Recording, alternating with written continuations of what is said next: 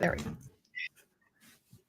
Welcome to StartHer, the podcast dedicated to sharing stories that ignite female entrepreneurs into action.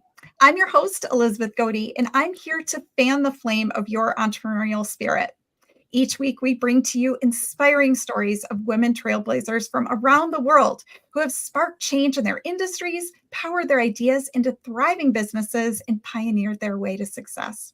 So whether you're an aspiring entrepreneur, a startup enthusiast, or a seasoned business leader, join us as we delve into the journeys of these incredible women whose tales will surely ignite a spark in each one of us.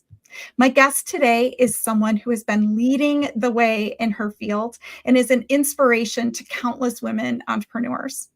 Jenna Larson is the co-founder and coach of Group Track CRM, a social media CRM that helps businesses attract more clients from social media. With her expertise using powerful tools and tactics, Jenna has helped numerous clients achieve remarkable success in their social media marketing efforts. But Jenna's journey to entrepreneurial success is even more fascinating.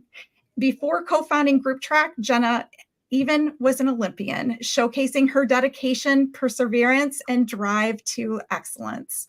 She has channeled these same qualities into her role as a coach and entrepreneur, empowering her clients with her knowledge and skills they need to grow their business. Jenna is known for her client-centric approach, focusing on building authentic relationships with customers and proving exceptional value through social media engagement. As a woman entrepreneur, she understands the unique challenges faced by women in business and is passionate about helping them overcome obstacles and achieve success. Welcome, Jenna. I am truly so excited to have you here today. I'm excited to be here. So wonderful to get a moment to talk about women in business and especially to be here with you. So super excited. So Jenna, it was interesting. I mean, you and I have known each other for several years now, and I have absolutely loved, admiring how you've built your business and continue to help foster other people in business, and we can get into how much I appreciate that in a minute. But what I did not know until I started doing a little bit of research for this podcast today is what an interestingly dynamic background do you have, my friend? Yes. Thanks to LinkedIn. Yeah. Yes. Okay. And I do have to make one slight correction. So I wasn't an Olympian, but I coached former Olympians. I would love to claim that. I was like, ooh, let's go with that one, right? So just tiny tweak, which is really awesome. So yeah, I got to coach former women Olympians who had the most medals in women's rowing. So really, really cool to get to work with some of those wonderful women. Yeah, absolutely. So when I started looking, I actually realized you started your original career in law enforcement. Yeah. Is that correct? Isn't that bizarre to now that you know me, right? It's so funny. Yeah. So, from being a kid, I wanted to be in the FBI. That was my dream my whole life. And so, my undergrad, my master's, my certification, everything is in criminal justice administration. And so, my first job, I worked at a police department as a crime analyst. And so I would look at all these different patterns and things about different crimes happening across different jurisdictions. I would look at the statistics and then provide proactive, information like we think some crimes are going to happen here. Let's adjust how we do things. So bizarre, actually bizarre now that I know who I am today to think that was a whole lifetime ago, but such a cool experience. And so, yeah, that's where I started. Isn't that crazy? I was going to be working in a prison at one point, fully got hired to be a correctional youth counselor. Can you imagine? Wow. Yeah. No. Well, I mean, yes and no. I mean, knowing how you sort of crack the whip and, lovingly encourage people to do their work, I guess I can sort of see that. But I was shocked by that. And, one thing that's been really interesting in having this podcast is the fact that very rarely, I mean, I think out of the 26 interviews that I've done so far, I think I've met one person that actually straight lined into the career that they were going to do. Otherwise, we take this very, very winding path. And so Can you help us understand? So you go from this criminal justice, I want to be in the FBI or work in a correctional facility, which I I'm know. still just gonna wrap my brain around that. I And know. then, all the way to being basically in tech, like owning a Mhm. tech company. How Yeah. talk us through how that path worked. Yeah, well, I was miserable in my career, in the police department. I loved what I was doing, but the truth was, like, being a non-sworn person in a world that is very favoring to the sworn personnel, I kind of felt like I was in the shadows all the time, right? It's a very male-dominated industry. I was a woman. I was non-sworn, so I just really wasn't at the same level. And so I felt like there were times where I just wasn't being respected with the work I was doing and kind of putting in those things. I will say though, that career has exploded and now police will say like we couldn't do anything without our analysts, which is really cool. But back then it was not that, right? We were brand new. And so I was like, I am made for more. Like I just felt like this is not what I was put on this earth to do. And so one day I got a phone call and it was an interview. And I literally don't even remember applying for the job. But I remember I was sitting at the police department and I was like, oh, shoot, ran outside, crouched behind my car to take this interview, right? And didn't even remember what I was applying for. I thought the interview went so bad that I almost hung up. Like I don't act that way, but it was that bad that I was just like, let's cut the cord. Like it's not going where it should.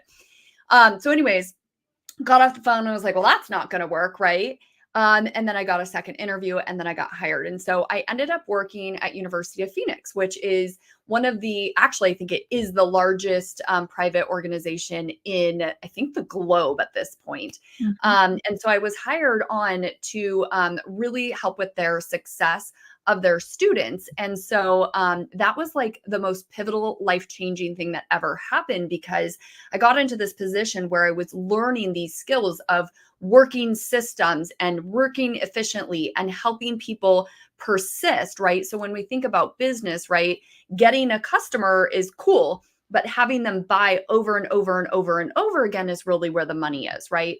And so my Mhm. job was learning the voice of the customer and applying different things to make sure that our students were progressing and happy and staying and completing their education. And so I, was at that job and to be frank, it was a very hard job and most of my counterparts were just like drowning every day for Mhm. whatever reason. I like found my jam and I would get my job done by 11 o'clock every day. I was the highest in the company. I got the I love my job award, the president's award, like all these things, and I was like I was made for this. And so worked my way up all through management and kind of got into executive stuff there and just amazing.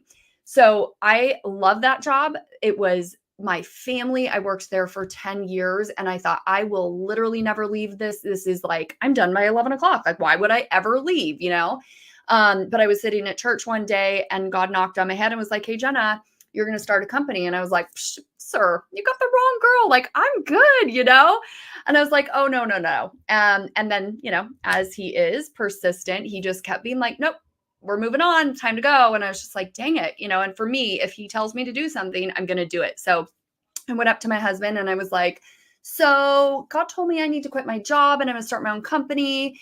And I don't really know what I'm going to do, but I know that I used to coach, former Olympians and I have all this experience in corporate. I think I'm just going to take what I learned there and apply it to online businesses. And by the way, I found a coach and she's $30,000 and I'd like to hire her when I quit my job. And he was like, well, if anyone can do it, it's you. And I was like, ugh, that's not what I thought you were going to say, right? I thought you'd be like, that's very irresponsible, Jenna. But he was like, if anyone can do it, it's you. And I was like, okay. So then I called my mom and I'm like, okay, she'll talk me out of it, right? And she's like, Jenna, I've been waiting for this phone call for 2 years. And I was like, what? No. And then I went to my boss and I was like, hey, this is what I'm doing. And he was like, well, why don't we just pay you to keep working while you start your company? Because again, you get your job more done than someone by 11 o'clock than a full-time person. And I was like, okay. So I started my first business, which was Drive Performance Coaching. And again, basically I took everything that I learned in my corporate world, client retention, persistence, voice of the customer, all those things, and started teaching online business owners those tactics and skills. And so that kind of blew up and was really amazing. But what started to happen was everything I was teaching them was working really well, meaning they had so many more conversations, more clients, more things, right? Which created another problem, which was we're now losing our mind because we can't keep track of anything. And so at the time, there was no system to really manage all of the leads from social media. And so people were just, falling through the cracks and, losing it. And so one day I was driving to a holiday party and I was like, oh my God, we just have to build the system where the people are, which is on social media. And so I called a man named Nathan, who was a private client of mine. So he had a different software company where he was, doing things, and I was teaching him how to sell on social media. And I was like, Nate, I have this idea. You need to build it for me. And he was like, no, it will not work. No way, not possible. So sorry to burst your bubble. And so I was like, well, that sucks, And so 2 weeks later, he messaged me and he was like, I did it. And I'm like, you did what? And that's where Group Track began. And so it's really fun because that story of like, no, and then 2 weeks later has continued for the next 4 years. So, our tool has completely evolved. We're actually going to relaunch the tool completely rebuilt from the ground up coming here soon. But it's so fun because every time we're like, Nate, we need it to do this, or Nate, we need it to do that. It's always like, no. And then 30 seconds later, he's like, refresh your screen and all the, cool stuff's comes. So anyways, long story short, I didn't mean to do this. It was an actual accident that I am now a SaaS owner, but it is, to me, it's like God knew, right? He always knows exactly where I'm supposed to go. And it's just about listening. And so, it is wild to think about everything that happened to prepare me for this position. And I just feel like this is where I belong. So pretty cool. Yeah, it is amazing, sort of like the twists and turns, right? It's like the ultimate pivot. Yeah. When I look back, though, nothing is weird. Do you know what I mean? It's like, of course that happened. Of course I did that. Of course, because I feel like everything that feels very weird from back then was literally to get me here. Do you know what I mean? Yeah, I do. I do. And it's an interesting thing, right? Because you went from a very sort of standard, right? I think about like the police system is very old and has very particular things, but you were doing something new in it. Yeah. And of course, like I was thinking when you were telling about that story, I was like, thank you, CSI, like for making that, like, now the analysts are important, right? So you continue through, you go on the corporate side of things. You then still are sort of staying in like traditional places of, like where people do things, right? So you go into coaching, you're like, listen, I'm going to take all this stuff. I'm going to help apply all the things that I've learned over here. And I'm going to help people apply that to their businesses now. Yep. Then you enter into software. So software inherently, tech inherently, is not a place that a lot of women live outside of a marketing discipline, right? I mean, that's like a place that they're okay to sort of like let us hold that reign. But they don't typically let us hold the title of founder. They don't typically let us hold the title of of really creator and innovator, right? So can you talk a little bit about that process, about, like, did you feel welcomed into the club? Like, how did it feel to actually launch a software? Yeah, it's interesting. I think just even in the industry that I'm in, right, there is this like very much male dominance in like the coaching world, and then especially even more in the SaaS. It's one of those weird things where I know there's a reality, but for whatever reason, I just don't care. And I don't let that stop me. I know that sounds crazy, right? I went to a SaaS, coaching event. I was a part of a coaching program, and I looked around the room and I was like, yep, there's maybe 4 of us in here, And but for whatever reason, I don't ever feel like that is something that's going to stop me or hinder me or put me in any. I'm like raising my hand and doing all the things as if I belong. And I think that's part of what is unique about me. And, a lot of people are like, how are you doing all these things? And I'm like, I just do them. And I don't stop. I don't hesitate. I just do it, whether it's hard or it's uncomfortable or I forget to wear shoes, like whatever, right? I feel like I just haven't experienced a ton of like stoppage, if that makes sense. But I think the reason is I would never allow it.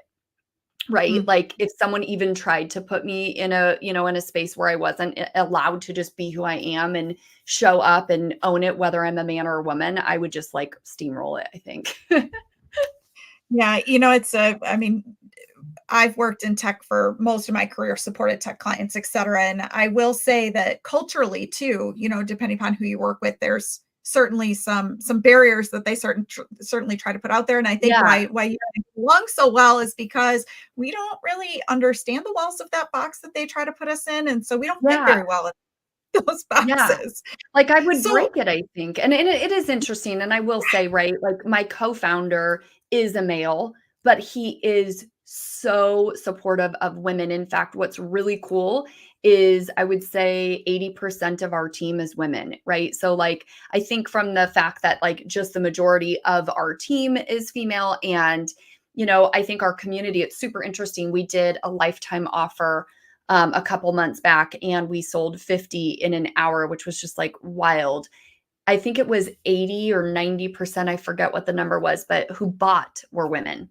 Right. So I think we also just have this really beautiful community of people that, are a little bit more on the feminine side of business, right? A lot of what we teach in our coaching and a lot of what we teach with our tool is relationship based, right? And connection and all those things, which I think are just very typically, female. yeah. Well, I mean, yes and no. I think that, the of course, because I've had the pleasure of being in your community, and I think that you have a very dynamic personality that allows you to sort of reach whoever is there and be able to motivate them, which I think is a really incredible position to have because not everyone is blessed with that. Even not every coach is blessed with Yeah. that uh, whatever the word is I'm looking for, sort of talent, I guess. Yeah. And but I want to go back to the tech thing before I leave that is so the other thing that's really really interesting is that you also self-funded. So not only did you enter into a space that doesn't typically sort of, welcome women, but then you decided you were like, "Hey, listen, I know all of you like raise money and you raise all this money to be able to build this, but like I'm going to be able to do it with like the success I've already had." So, can you talk about what that's like to actually build a tech company when you are self-funding? You know what? And I think this is like what I keep realizing as you're asking me these interesting questions. I don't think I know any better. Do you know what I mean? Like, I it's almost like ignorance has really served me in these areas, right? I don't know that I'm not allowed to play in the male dominated field, Yeah. so I just do it. I don't know that I'm supposed to go raise funding, so I just don't do it, right? Like, and when we started Group Track, like I said, it was kind of just like, hey, there's a problem, let's go solve it. And so it never occurred to me, frankly, that I should be doing it any other way than what I was doing. And so I literally took the experience that we had in, growing my coaching business. And I was like, well, we're just going to do the exact same thing here. And so what's incredible is we've not borrowed a single dollar. We've been profitable since day one, which is wild. Literally since the day we launched has been profitable. So I don't know. I think it's like an ignorance is bliss. I mean, I feel like I would love to take credit. Like, yes, I had this master plan and it was so amazing, but I just think like just our typical MO of operating has just really blessed us in a lot of ways. Yeah, I do. And there's a lot to be said for that, sort of doing the thing that you haven't done before and so you don't know what you don't know. Yeah. It's like you don't know what the requirements were there. I think that Yeah. it's a really fair and I love that perspective. Do you feel like if you had raised money, like if well, I guess my first question is, did you ever consider it? No. I mean, and I think I think part of it is, thank God we've always been in a profitable position. There's been a couple times where we're like, okay, we really need some money to be able to push for this, right? And I know you were actually a big part of this conversation and our decision to do, so like I said, about 2 months ago, we had like a really big push that we're making on development. And we did need some funds to really kind of, support our development of that. And so we just offered a lifetime license to 50 people. And with those funds, we then, kind of funded it. And what was so beautiful, and I think why we were so successful, is one of the biggest thing that we've done really well is create a community of people that are so loyal. And I think a big part of that is because they really know myself and Nate. Like, we are friends, right? Like, you're so close to the co-founders. And what's also really incredible is you are part of the solution, right? And so it's not just me saying, hey, Nate, can you do this? And him saying no and then doing it. Our entire community does that to him, right? They're like, I need this, help me, right? And so Yeah. our community feels like they're truly part of the story and part of the evolution. And like, they are groupies, like, for real, right? And so when we came to them and said, hey, we're doing this lifetime offer, I think, a big part of why people were so willing to just throw $2,500, towards Group Track was because they believe in us. They believe in what we're doing. They know we've kept our pricing very low so that it can afford it. And I think there was a big part of people who wanted to give back and be part of, like, we are, this money is going towards making it better for us. And so, that's the only time we've really kind of funded, I guess, but it's not like we got investors or had to give away part of our, our percentages or anything like that. And so, that's really the only conversation we've had about it. Could we, if we had gotten other people involved, like, grown faster and done things? And sure, hindsight, we're always like, man, did we miss the mark here or whatever? So, could we, should we have, I don't know, but we're just very grateful for where we are and happy. So it's like, we kind of try not to look too far backwards to be like, oh, should we have done this, differently? But again, we've just been so blessed because we have clients who have been with us since day one. And in a SaaS, that is not normal. No, not at all. Not at all. And I would say, for anyone in your community, they're all very supportive of Yes. the product, right? Of the product, of you, of everything. And you had sort of mentioned earlier about, like, you sort of do things your own way. And, it's like, you're just going to keep plugging ahead. You're not going to let things, sort of slow you down. And you'd made mention if you leave the house without shoes on. And all I could think of is, it's very lovingly referred to in the community as the Jenna experience, Yeah. right? Like, Yeah. it is. And I think that that's the endearing part. And I think that's probably why you honestly attract more women, right? Is that relatability of the fact that, hey, we all maybe try to make it look like we got our everything together when we go out in public. But, like, there's a lot that goes into having a business, raising a family, doing all those things together. And then also, I mean, from your perspective, you also started a company in a business that you had no experience in. Right? You knew what you wanted the product to do. You knew what you wanted the product to solve. But you didn't, you're not a developer, so you certainly didn't have the skills to do that. Yeah. And I think, again, it's like a little bit of ignorance, being like, well, Nate, I need it to do this and this. And like, he really will tell me no. And I'm like, no, I don't like that answer. And then I'm like, but let's think, if you were like, just for a moment, let's pretend you were going to say yes. What about this and this and this? And we go so outside the box to get to the solution that 90% of the time we actually make it there. Right. But I think I don't like the answer no, because I think that there's so much potential. And so really that combination of him being like, no, and then me being like, that's not going to work. And, we keep going to get there is what's so powerful. And I think the other thing too, like, yeah, no, I've showed up at weddings without shoes. I've driven to work without shoes. I've actually picked up my son and taken him out of school for a doctor's appointment a week before the appointment, and I share those things proudly, right? Like, we have typos everywhere in our stuff. And I don't even try to correct it, because the truth is, right, so many people, especially women, feel like we have to be perfect first. And if we are in that world, will never ever get anything done, and you won't actually have that success, right? And so the beautiful thing is, and I live by this thought, which is you have to be willing to get your feet wet, because the chances are, if you take that first step, it's very possible that the sea's going to part and the promised land is right on the other side, right? But so many of us sit there and we're like, oh, I don't want to put my foot in. I don't want to take that first step, because what if I drowned, or what if I can't swim, or whatever? And I'm like, well, what if you do? Guess what? You can learn to swim. You can get a flotation device. You can turn around if you really have to. But it's like, I'm always just like, are you getting your feet wet today? And if I am, then I'm moving forward. And I just know that the right answer is always going to be there. So that would be like my biggest message to women listening to this is like, trust yourself, take that step, be willing to get your feet wet because it is wild what is in store for you. It's just right there. But if you're just sitting there waiting and trying to get perfect and all those things, it's just never going to happen. And you're missing out on a beautiful life. Yeah, that's thank you so much for mentioning that. I think there's a lot of truth to that, right? It's sort of that phrase of, perfection is the enemy of progress. And, I think I talked about this a few episodes ago where it's sort of like you have men, right? And men are born thinking blindly that with confidently that they're going to be president, right? Like that's just like how they're born. And you take like a woman and she's like, oh well, I'm going to be a mom or I'm going to be a teacher. And to be very clear, being a mom is honest to God. And I know this from watching and having been a child, like it's the hardest job, right? Oh yeah. So it's not like we choose an easy path. It's just not a path of like the pinnacle, right? Of like reaching all the way up to the sky.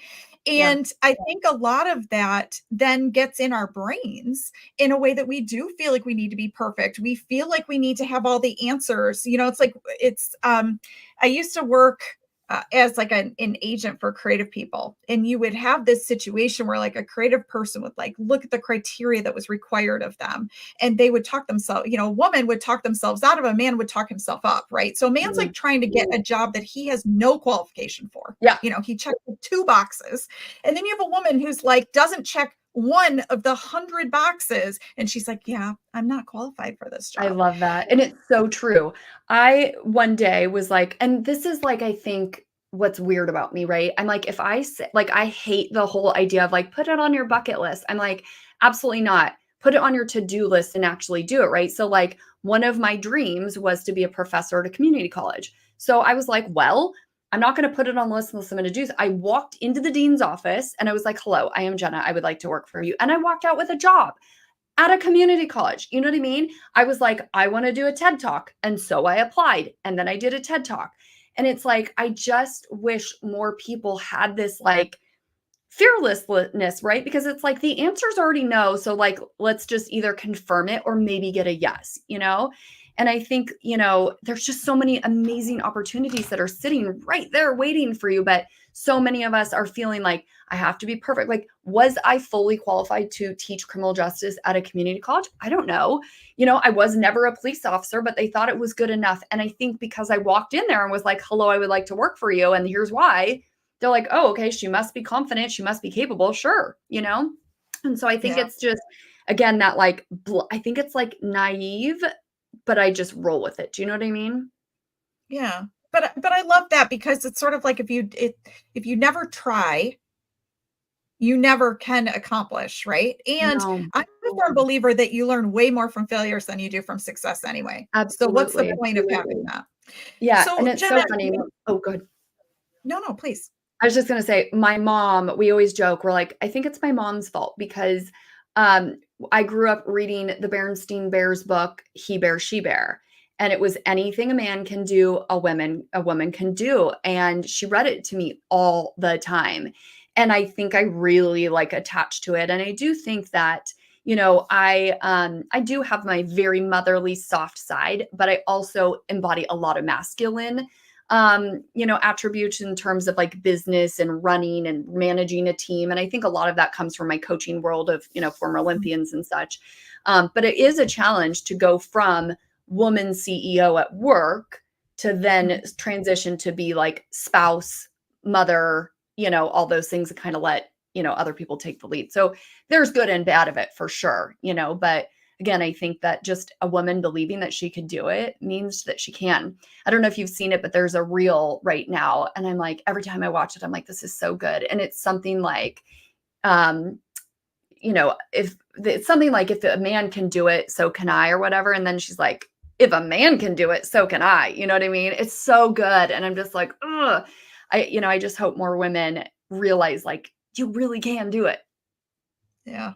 Yeah. There was an interesting, I think a year ago, for International Women's Day, there was actually a commercial put out by, oh gosh, I can't think of who put it out right now. Oh, Mercedes, I think. Mm, And it was all these little girls, right? It was like, they first showed all these women, right? Like remarkable.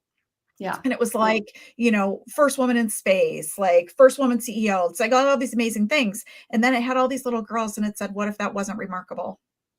And so it's this idea of like, if it becomes mainstream, right? If Yeah. we just keep being given these opportunities, it's not going to be remarkable, but like in a good way, Yeah, right? like, Like, wouldn't it be cool if it wasn't weird? yeah, Ooh, I yeah, love it'd it. be So awesome. good. It would be awesome. So Jenna, can you talk a little bit about what you feel like the biggest struggle is for you in your business? Yeah, goodness, I would say just market changes probably. I think for us, right, because our tool interfaces on social media platforms, one of our biggest challenges is, keeping up with the tech and the changes that they do, right? And Mm, so, there's a lot of coding things that happen that kind of breaks our tool. So we're constantly having to, rearrange, recode, re-educate around that. And because of it, man, we are really, really busy. And then, of course, as things change, so for example, our main platform that we really work on is Facebook.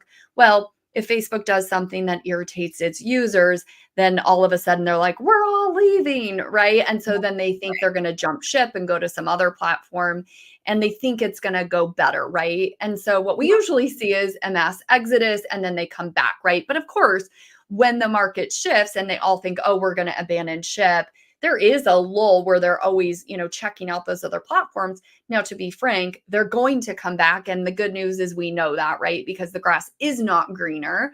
right. And, the platform that Facebook has made is, remarkable in terms of people in business. But, again, just like trying to be ahead of the market changes is always a big thing. And then, of course, our competition is another one of those things that's pretty hard. We are lucky to be in the place where we are the leaders in the industry. Our tool is the best. It's the most capable. It's got the coolest things.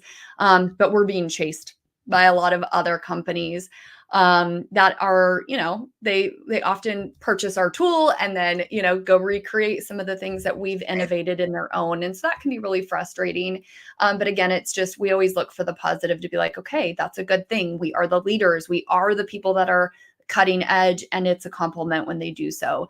And Right. so, those are some of the things that we kind of have to deal with. And especially understanding that sometimes, our tool will break. And the reason is because there has been a change to the platform that we integrate on top of. And so if our users don't understand the truth around using this free platform, they may think our tool breaks or it doesn't work or whatever, and they can get a Mhm. little bit frustrated. So we do have a really big job in terms of educating our audience on like, hey, we are so blessed to use this. But with that, and with being on the cutting edge and using a tool that is cutting edge, you have to understand that there is going to be moments where you have to pivot or moments where the tool isn't going to work to the level you might expect. And that is because we are frantically behind the scenes, making workarounds for the changes Facebook or Instagram are making. Yeah, I think that's a good point. I mean, especially when you work in tech in general, there's no tech that's safe from having bugs or, breaking because of all kinds of things. I mean, Oh, yeah. the complexities that go into these tools, I think people take for granted. Even Facebook has its own off Oh, days, just to be very clear. oh, I yeah. don't know why we needed, double encryption, but That is a new curse word in our company. E to E is now a new curse word. Yeah, I mean, but that's a great example, right? They roll out this change. Here's the beautiful thing. Within 2 days, we had accommodated and recoded for it. But the problem is their release of it to the billions of users has bugs. So we're recoding for their bugs now, right? And so it's a constant thing. And of course, the folks that don't understand that, they think, oh, our tool is the problem, where it's like, if people understood the amount of time, investment, development money that we've put towards fixing their problem, yeah.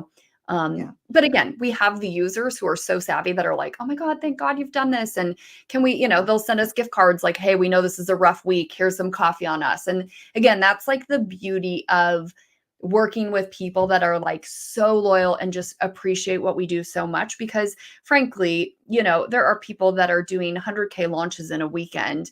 We've got people doing, we had someone do a $500,000 launch in a week the other day using our tool. And so, if something goes wrong, they're like, we're good. We're good. You know what I mean? Like, you just go ahead and take your time to fix that group track. We love you. So, we have these people that just get it and love us and, just ride or die. And it's pretty amazing. So, Jenna, I'd be remiss if I didn't at least give you the opportunity to tell everyone what exactly is Group Track. Yeah, so Group Track is an organic selling system. So what that means is, if you have a business that you run online and you use social media such as Facebook or Instagram to really put your content out into the world or your offer and your products and your services, right? You have this amazing opportunity to reach millions and millions of people. But the problem is what a lot of people think is like, oh, if I post something on social media about my product or service, people will just buy. And that's not true, right? That's like expecting if someone walks into your home and you're like, oh, the bar's over there, help yourself, Mhm. that they're going to go make themselves a Bloody Mary. Not going to happen. They're going to be like, oh, no, thank you. It's okay. I'll take a water, right? Versus if you were like, Elizabeth, I know you love this Chardonnay and you have a really big day to celebrate. Would you like this glass? You're going to be like, absolutely, right? Same thing comes with social media. Just posting content does not mean people are going to go help themselves. What we have to do is follow up with all of those people who are interacting with your content on social media. And so what our tool does is it allows you to track those leads, track the people who are engaging with you that are ideal clients. And so what that means is you can put them into our system and kind of see where they are in the journey towards purchasing your offer. It also does lots of automations to help you kind of maximize your time and do it faster. But again, it's really for people that are looking to sell something on social media and have a very quick, easy way to track and convert their clients or their leads into clients. Yeah, I find the tool personally invaluable. This is not an advertisement for Group Track, but if you have questions about it, you can certainly reach out. In addition, Jenna, as we sort of get close to wrapping up our time here, I want to make sure that everyone has the ability to get in touch with you. What would be the best way for them to reach out if they have questions about your background in criminal justice or coaching Olympians or Group Track? Just kidding. Yeah, absolutely. So our website is www.grouptrackcrm.com. And one of the best places you can kind of get a hold of us is on social media. So we actually have a Facebook community where we invite any business owners that are looking to learn the different strategies and kind of look at our tool as well as the solution for getting more clients on social media. That is called Organic Sales System, powered by Group Track CRM. So if you type that into the search bar of Facebook, that will pop right up for you. And we welcome anybody to come in and kind of learn those tactics. Whether you use the tool or not, we want to just empower everybody to learn how to follow up and serve and support and nurture the leads on social media. That's fantastic. And then, Jenna, one question that I ask all of my guests is what is one word or a short phrase that you would give to another woman that's looking to start or build her business? I think I kind of already gave it. I think it's get your I know. feet wet. Yeah. Yeah. I mean, truly, it's what I think about every single day. I'm like, am I standing on the shore or am I getting my feet wet today? And, that's kind of how I define success each day. I cannot control the outcome ever. Right. And so I really, truly build my day around being right. Because nobody wants like crap business every day. I'm motivated by feeling like I'm winning. And that is because I'm probably like one of the most competitive persons or people ever. And so I truly define success on did you do your job today? Yes or no. And my Mm. job is always, did you do the things that are eventually will get the results? And so getting your feet wet is just such a really beautiful reminder of like, it's just there. It's just one step. If you put your toe in, again, the sea might actually part. And, thank God so many times for us in our business it has. And so it's just incredible because I think about all the time, like, man, if I didn't do it, if I was too scared to tell my Yeah. husband I was quitting or too afraid to go tell my boss, like all those things, none of this would have happened if I hadn't got my feet wet. So that would be the biggest thing is just get them wet, get them wet. Yeah. What great encouragement and what great words. So, Jenna, thank you so much for being here. I could easily make this interview last hours, and it's been an absolute delight having you here today. And I know you have some really big things happening with Group Track in the future, so maybe we'll be able to get you back on here to talk about those things when they actually get released. And Yeah. so I thank you for being here. I want to thank all of our listeners who have joined us today on the StartHer podcast. It's been an absolute pleasure bringing the uniquely inspiring stories that ignite female entrepreneurs into action. I've been your host, Elizabeth Goede, and on behalf of all the awe-inspiring entrepreneurs out there, I encourage you to not only dream big, but to ignite those dreams into action. Remember, every spark can lead to an extraordinary fire. So keep the spark alive for today, tomorrow, I'm losing my voice, and the vibrant future beyond. Don't forget to subscribe to our podcast to never miss a spark. Until next time, stay ignited. And Jenna, excuse me, there was one other thing I just thought I'd show you is that that we did get a little comment from someone that said that they've been the only woman in a room or on a committee, and they do the same thing, that they don't think of themselves in those situations any way different. So I think it's important we keep sharing these stories and talking about them, because I think it shows everybody that they're not alone. Yeah, I So agree. And I think the more of us that are out and just like, again, like we're just here. It doesn't matter, yeah. I think it makes a big difference. Yeah. So thank you again. And thanks everybody for listening. Sorry about that outro. And I'll see you next time. Amazing. Thank you.